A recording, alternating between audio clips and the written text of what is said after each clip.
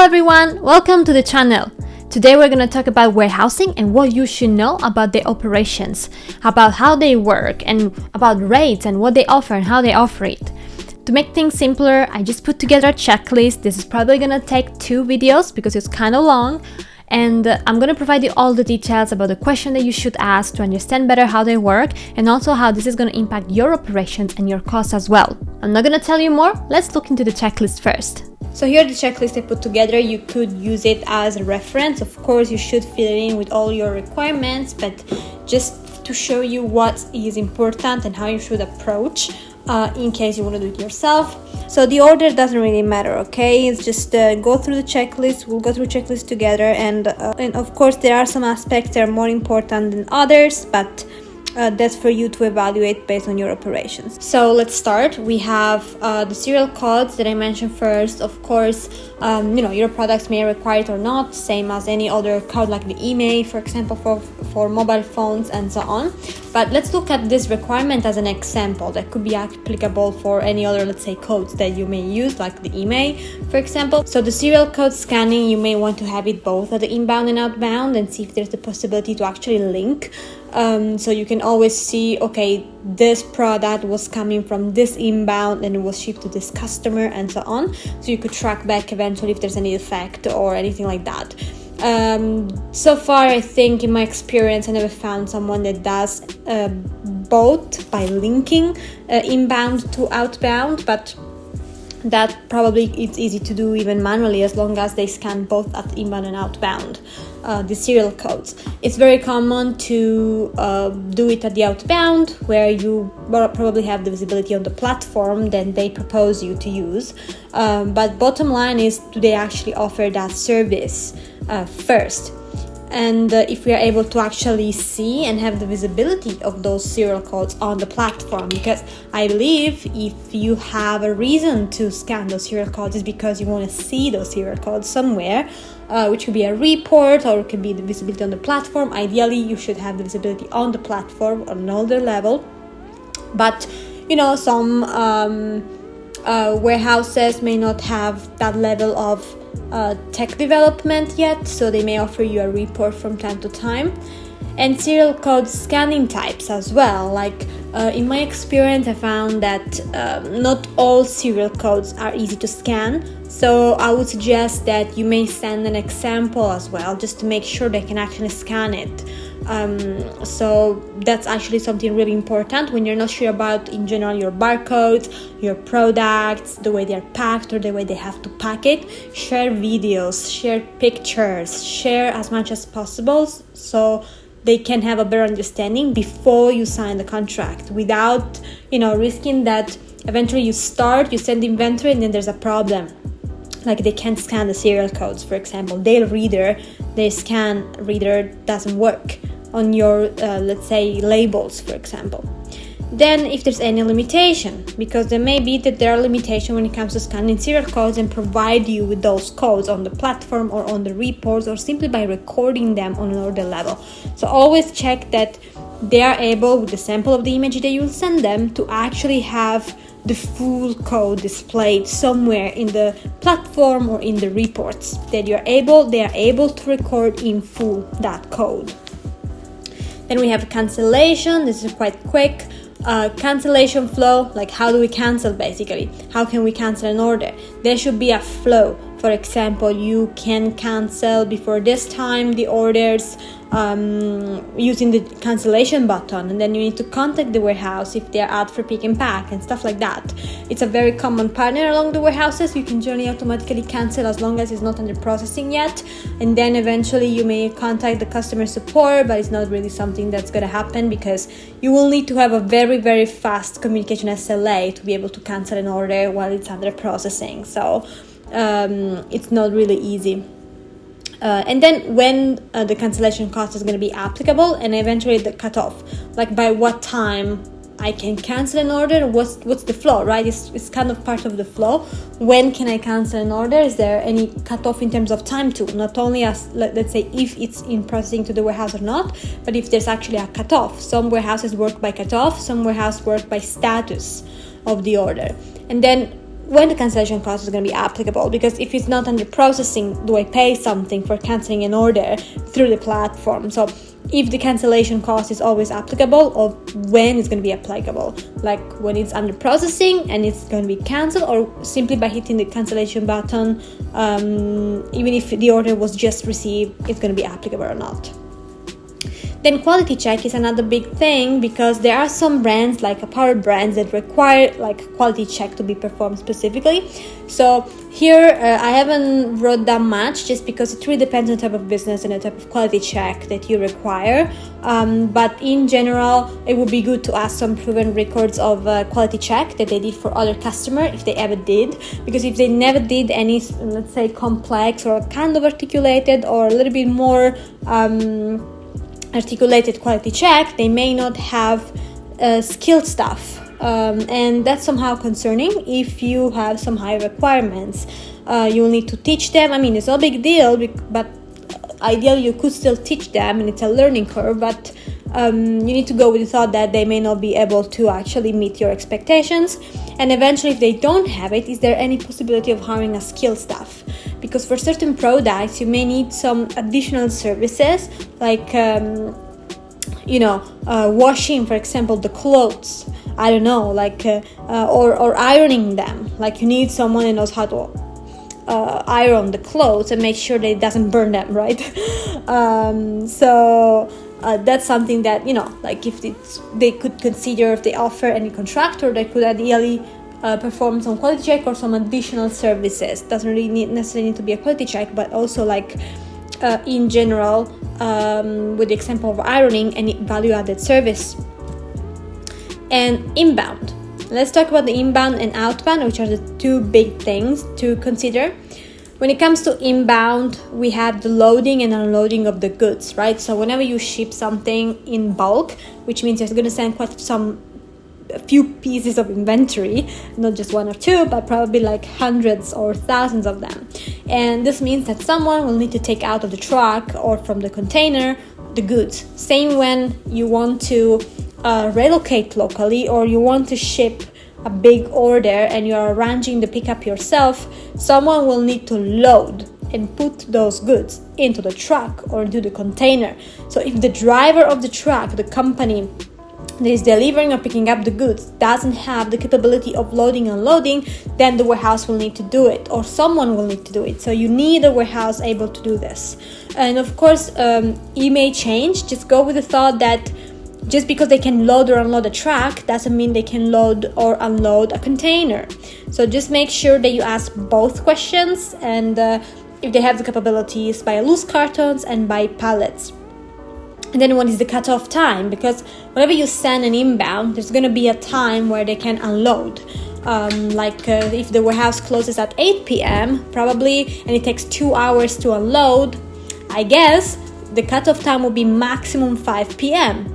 So that by the time it's 8, they're already done and can close the warehouse. They're put away and everything. So there's always the time, right? I can receive maximum by this time, which is a few hours before closure. Ask about that, because whenever you ship, you send them and it's going to be delivered by, let's say, before the end of the day, and the warehouse is about to close, they're not going to accept it. Basically, they're just going to reject, and then you're not going to pay for storage, probably to the freight forwarder or the company that was delivering your inbound to the warehouse. You probably have additional costs because the inbound is rejected because the warehouse is about to close. So you should coordinate those as well, like how does it work on that front. And then how long does it take to unload or load the truck? And how long does it take to load and unload a container? So this is because they're going to give you a price, right? So they're going to give you a price of how much it's going to take to do this and this, and we want to understand the reasoning of doing that, right?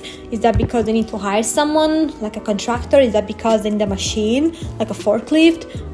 They need support? What's the reason of that price, how long it's going to take? So if you're sending the inbounds, right, you know by what time, you know how long it takes, you know what to expect, ideally. Then we have the inbound receiving on weekends, if there's any possibility of sending inbounds on weekends, sometimes you have the urgency to do that, so you may want to have some flexibility to receive on weekends. Now, this doesn't necessarily need to be for free. Many warehouses offer inbound receiving on Saturday for an additional fee, of course, and some don't even offer it at all. So this is a good thing to ask in case you really need. And if there's any inbound prior notification and how to notify them. Of course, I believe, like any warehouse, I don't think there are warehouses that don't use this, of course, let's say practice, even if it's a boutique warehouse. But basically, you will need to give them prior notice, so they know that you are sending them an inbound, how many, how they're going to receive it, by truck, by container, and so on. So there needs to be a way for us to inform them. So if we want to inform them, if it's going to be like manually with an email, which is very basic, and it tells a lot about, you know, the warehouse and the overall technology, or automated through a platform or something. So in that case, this tells a lot about the level of developments, tech developments basically. And so of course it's like, for me it's triggering, like doing it manually via email and so on is actually like, it's gonna be a lot of work. You may want to automate things that you communicate via platform. You don't have to write an email, you don't have to wait for their acknowledgement and so on. And then the price per inbound, we will talk about this also in the rate card, but when it comes to price for the inbound, I'm talking about the receiving itself, because yes, they're going to unload. For example, let's take the example of the warehouse unloading the goods from the truck. That's one thing, okay? So you're going to be charged for unloading, but most likely you're going to be charged for the put away, which means they will take the inbound, but then someone will need to count, check that it's all good, and put it on the shelves, or if you send them the goods via pallet, the pallet will need to be put somewhere and counted and checked. So that's another task which requires another fee. Some warehouses put everything together, some warehouses don't. So always ask if there's any difference with the price of the inbound from the unloading, like the put away, whatever is the cost associated to an inbound. It may be per pallet, it may be per carton, or it may be per piece. And inbound put away SLA means how long it's going to take for them from the time we deliver to them the inbound to the time it's actually ready on the shelves or ready to be used for orders, like the inventory is ready to be used to ship orders. So generally the inbound put away SLA should be quite quick. Like I think it's amazing if you find a warehouse that could give you 24 hours SLA, but ideally it's 48. More than 48 is already like taking too long, I guess. On my opinion, 48 hours is a good benchmark. 24 to 48 is amazing. Then also because you don't want to wait a week to receive the stock. If I send you the stocks today, I need to have the stock available as soon as possible because I need to keep selling, especially if you're in an out of stock situation.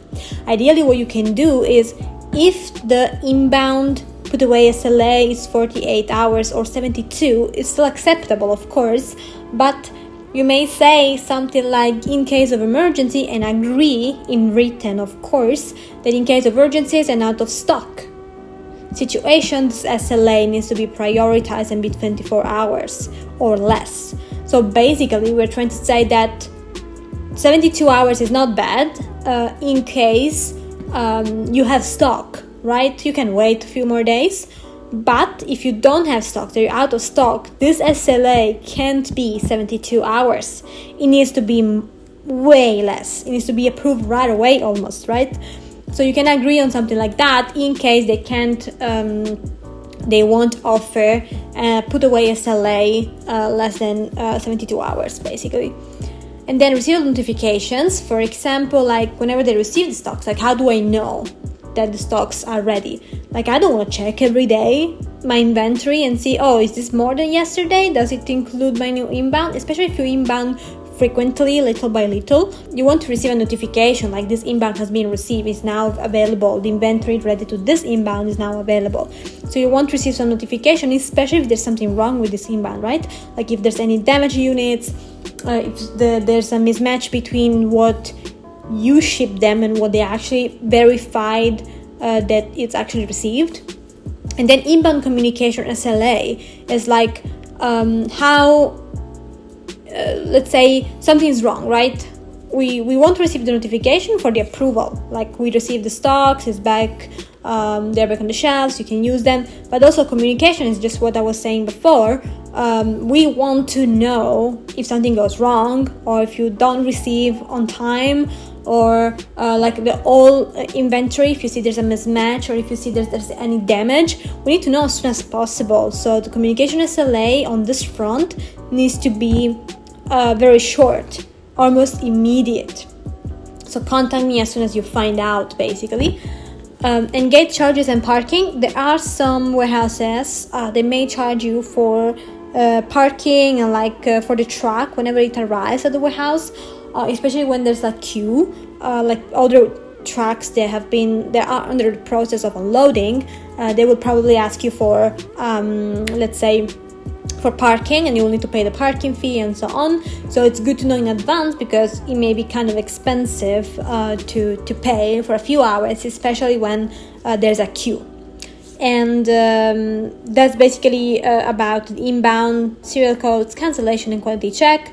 In the next video, we're going to talk about a few more things like the outbound and a few more things. Maybe for a couple more minutes, what we can do is the API and return sections. We can discuss about those too. Basically, API documentation also tells a lot.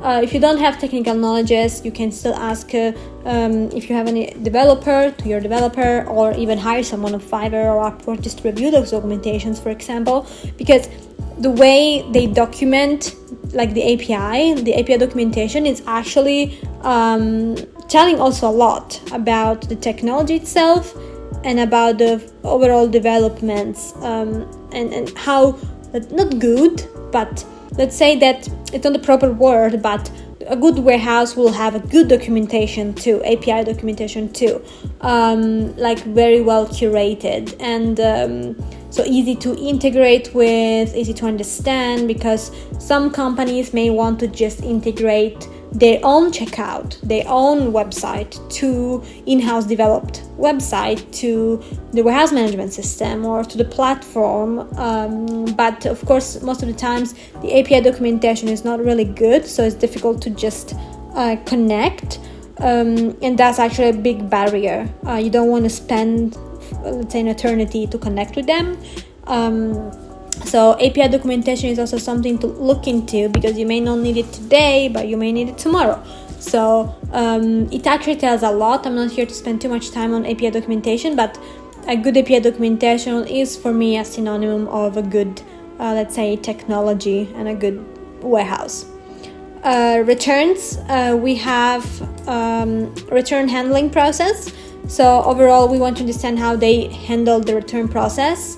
What's going to happen, like when they receive the returns in generally, who's going to check, when, how many people. You want to understand what's the process that they follow. Are they going to be separated? And then return SLA, how long it's going to take for them to check those returns. If they receive a return today, when is going to be checked, when it's going to be put back in stock, do you need anything from me, what's the process? And also, what's the visibility that I have? Where can I see how many returns I received? Are you going to grade them? Are you going to check them? Do you have a quality check in place? You're going to leave them there? Do I have to give you instructions one by one? I can give you instructions in bulk. Are you going to do it by yourself without bothering me? How does it work? And of course, like, visibility is really important. I need to see the returns. And also return label generations, like you may want to offer prepaid labels to your customers in case they want to return an order, or simply like if you want to generate some returns, if there's the possibility of managing returns through the platform, like creating return labels. So not many Of course, warehouse management system offer that. Not many platforms offer that. It's generally something that you do with some specific apps in Shopify or platforms, separate platforms, third parties, like after ship returns and want to return, for example. So that's definitely a valuable service if they offer it. And that's all. In the next video, we're going to talk about the outbound and the storage a little bit more in detail, together with some few others aspects to consider that really depends on your operations. Thanks for watching. I hope it was helpful. Remember to subscribe to the channel, leave a like and a comment if you enjoyed the video, because this is going to help us grow. But also make sure that you always receive updates about my next videos. See you in the next one.